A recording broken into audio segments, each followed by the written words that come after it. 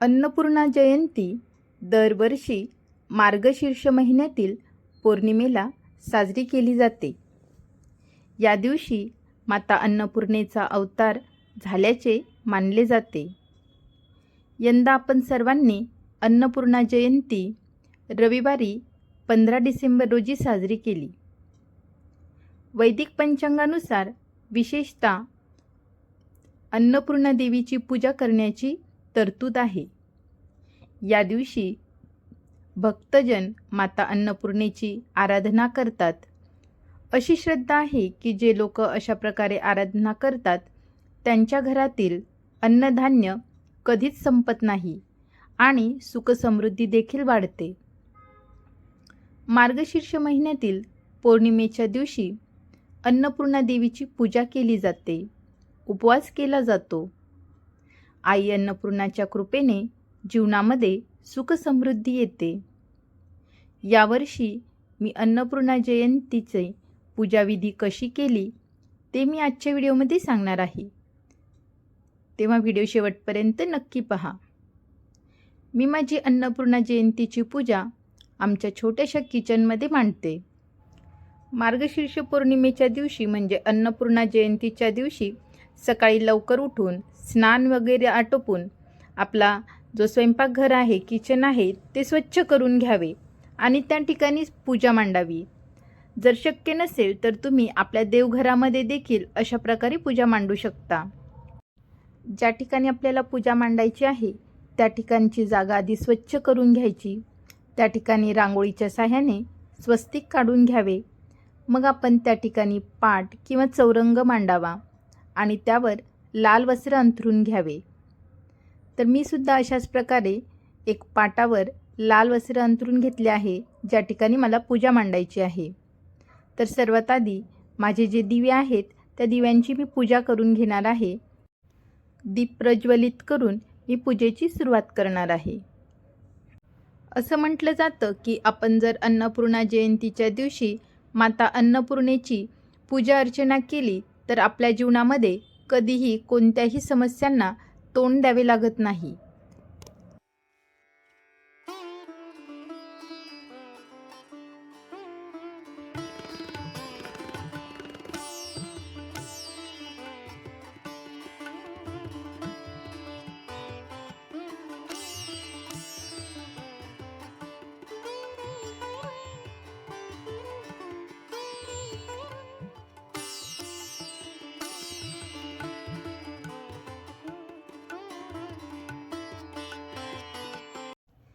दीपप्रज्वलनानंतर आपल्याला माता अन्नपूर्णेची षोडशोपचार पूजा करून घ्यायची आहे.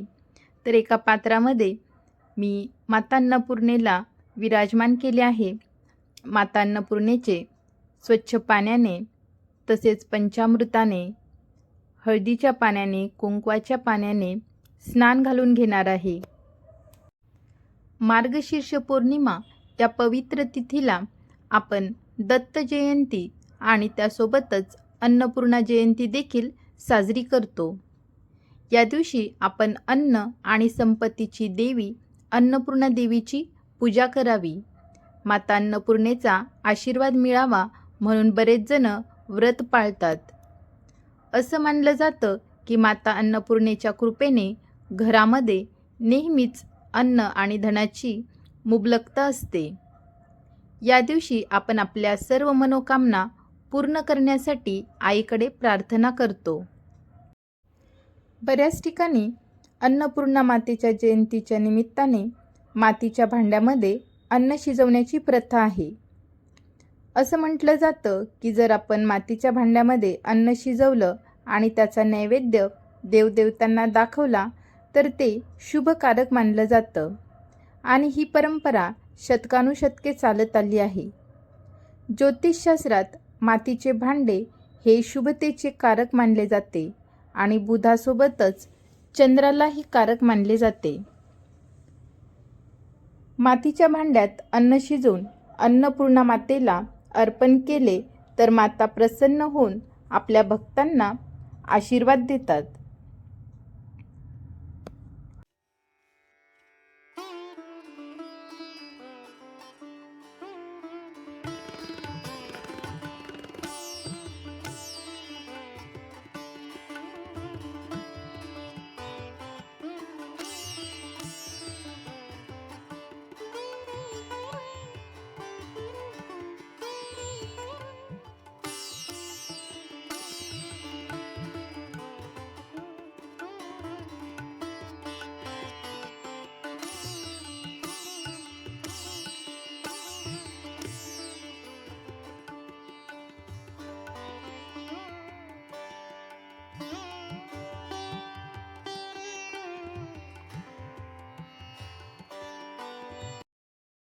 माता अन्नपूर्णेला स्नान घालून झाल्यानंतर एका स्वच्छ कपड्याने आपल्याला पुसून घ्यायचं आहे. अन्नपूर्णा माता ही जगाचे पालन पोषण करणारी माता आहे. पौर्णिमेला देवी पार्वतीने अन्नपूर्णेचे रूप धारण केले होते. या दिवशी घरातील अन्नकोशमध्ये देवी अन्नपूर्णेची पूजा केली जाते. तसेच स्वयंपाकघरातील स्टोव तसेच गॅसची देखील पूजा केली जाते. असं केल्याने आपल्या घरामध्ये कधीही धान्य आणि अन्नाची कमतरता भासत नाही. तसेच घरी बनवलेले अन्न खाल्ल्याने आजार देखील दूर होतात. आता आपण ह्या चौरंगावर म्हणजे पाटावर गणपती बाप्पाची स्थापना करणार आहोत. कोणत्याही पूजेची सुरुवात श्री गणेशाने होत असते. म्हणून या ठिकाणी नागवेलीच्या 2 पानांवर अक्षता ठेवून त्यावर मी गणपती बाप्पाची स्थापना करणार आहे. तर या ठिकाणी मी गणपतीच्या नावाने एक सुपारी ठेवणार आहे आणि त्याची पूजा करणार आहे. तुमच्याकडे जर छोटीशी मूर्ती असेल तर ती मूर्ती देखील तुम्ही ह्या पूजेमध्ये ठेवू शकता. गणपती बाप्पाच्या नावाने ठेवलेल्या ह्या सुपारीला गंध, अक्षत, फूल वाहायचे आहे, दुर्वा वाहायचे आहेत, धूप आरती, दीप आरती दाखवायची आहे. गणपती बाप्पाला गुळ खोबऱ्याचा नैवेद्य दाखवायचा आहे. गणपती बाप्पाचा नमस्कार करून घ्यायचा आहे. वक्रतुंड महाकाय सूर्यकोटी समप्रभ निर्विघ्नं कुरु मे देव सर्व कार्येषु सर्वदा असं म्हणून गणपती बाप्पाचा नमस्कार करून घ्यायचा आहे. यानंतर ह्या पाटावर आता मी अन्नपूर्णा मातेची स्थापना करणार आहे. अन्नपूर्णा माता ही धनधान्याची देवता आहे. तेव्हा अन्नपूर्णा मातेची स्थापना ही डायरेक्टली पाटावर केली जात नाही, तर या ठिकाणी आपण तांदूळाने भरलेल्या वाटीमध्ये अन्नपूर्णा मातेची स्थापना करत असतो. जेव्हा आपण आपल्या देवघरामध्ये देखील अन्नपूर्णा ठेवतो तेव्हा देखील एखाद्या वाटीमध्ये किंवा छोट्याशा प्लेटमध्ये आपल्याला आधी तांदूळ भरून ठेवावे लागतात आणि मग त्यावर आपण अन्नपूर्णा मातेची स्थापना करतो. आणि हे जे तांदूळ भरलेली जी वाटी असते ती आपण दर पौर्णिमेला त्यातील तांदूळ चेंज करावे. ते तांदूळ आपण आपल्या रोजच्या तांदूळाच्या डब्यामध्ये टाकू शकतो किंवा जर तुम्ही ते हळद मिक्स करून जर ठेवले असतील तर तुम्ही ते पक्ष्यांना खायला देऊ शकता. अन्नपूर्णा जयंतीच्या दिवशी अन्नदानाचे देखील अतिशय महत्त्व आहे. या दिवशी पूजेनंतर अन्नपूर्णा देवीला अनेक प्रकारचे नैवेद्य दाखवले जातात. तसेच अन्नदान केले जाते. गरजू लोकांना पोटभर जेवण दिले जाते. मार्गशीर्ष महिन्यातील प्रत्येक दिवशी अन्नदान करण्याची परंपरा आहे. परंतु काही कारणाने संपूर्ण महिना अन्नदान करणे शक्य नसेल तर या पौर्णिमेला अन्नदान केल्याने संपूर्ण महिन्याभराचे फळ आपल्याला मिळते. आता आपण बघूयात की अन्नपूर्णा जयंतीच्या मागे काय आख्यायिका आहे. पौराणिक मान्यतेनुसार एकदा पृथ्वीवर अन्नाची कमतरता होती आणि लोक उपाशी राहू लागले. हताश होऊन लोकांनी ब्रह्मा आणि विष्णूची प्रार्थना केली. त्यानंतर ब्रह्मा आणि विष्णू यांनी शिवांना योगनिद्रेतून जागे केले आणि संपूर्ण समस्येची जाणीव करून दिली. समस्येचे निराकरण करण्यासाठी शिवाने स्वतः पृथ्वीचे निरीक्षण केले. त्यानंतर माता पार्वती अन्नपूर्णेचे रूप घेऊन पृथ्वीवर अवतरली आणि संपूर्ण लोकांचा उद्धार केला. हा दिवस होता तो म्हणजे मार्गशीर्ष पौर्णिमेचा दिवस. माता अन्नपूर्णेने शिवाला वचन दिले की ह्या पृथ्वी तलावर आणि काशीमध्ये कोणीही उपाशी झोपणार नाही. काशीला येणाऱ्या प्रत्येकाला देवीच्या आशीर्वादाने भोजन मिळते. तर खरंच जेव्हा आम्ही देखील काशीला गेलो तेव्हा काशी विश्वनाथ मंदिराच्या बाजूलाच माता अन्नपूर्णा मातेचं मंदिर आहे आणि त्या ठिकाणी अन्नदान छत्र देखील आहे. आपल्या भक्तांना तसेच दूरवरून येणाऱ्या लोकांसाठी या ठिकाणी अन्नदान केले जाते. अन्नपूर्णा जयंतीच्या दिवशी आपलं स्वयंपाकघर स्वच्छ ठेवावं. अन्नपूर्णा देवीचा वास आपल्या स्वयंपाकघरात असतो आणि म्हणूनच या दिवशी स्वयंपाकघरात देखील दिवे लावण्याची परंपरा आहे. बऱ्याच जणांच्या घरामध्ये पिठाचा दिवा देखील लावला जातो, कारण पिठाचा दिवा लावणे सर्वात शुद्ध मानले जाते. पिठाचा दिवा लावल्याने माता अन्नपूर्णा प्रसन्न होते, माणसाला सौभाग्य प्राप्त होते असं म्हटलं जातं.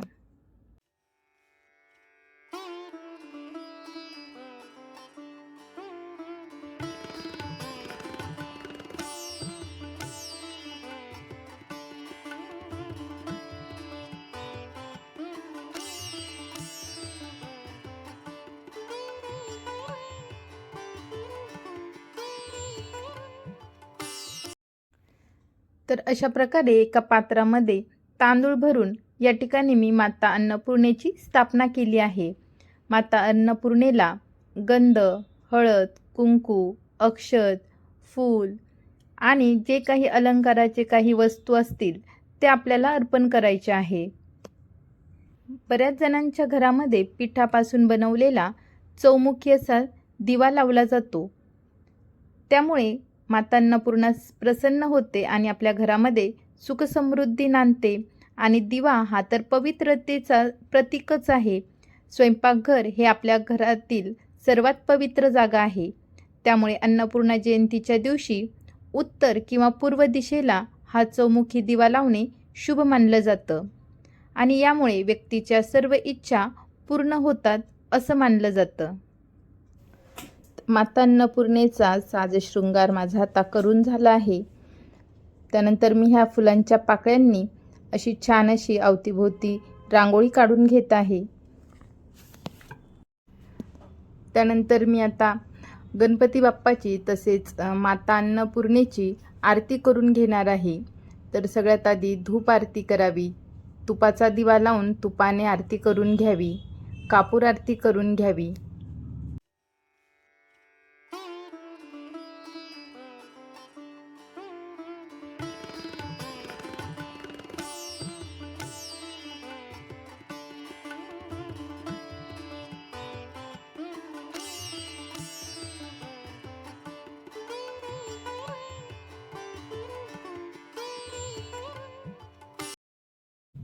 जर तुमच्याकडे अन्नपूर्णा मातेची मूर्ती नसेल तर आजच्या दिवशी तुम्ही नवीन मूर्ती खरेदी करू शकता.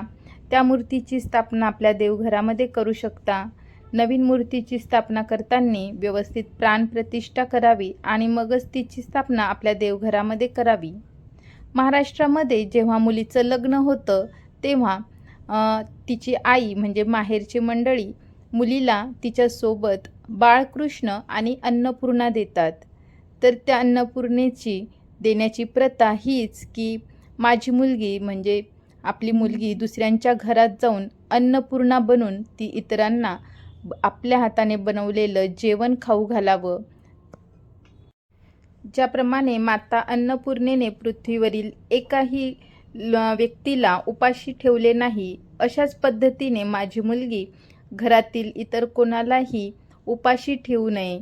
प्रत्येकाला आनंदाने बनवलेला आपला स्वयंपाक खाऊ घालावा, हीच यामागची प्रथा असावी.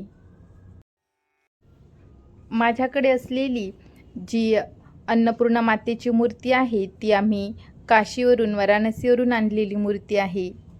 अतिशय सुंदर मनमोहन करणारी अशी ही मूर्ती आहे.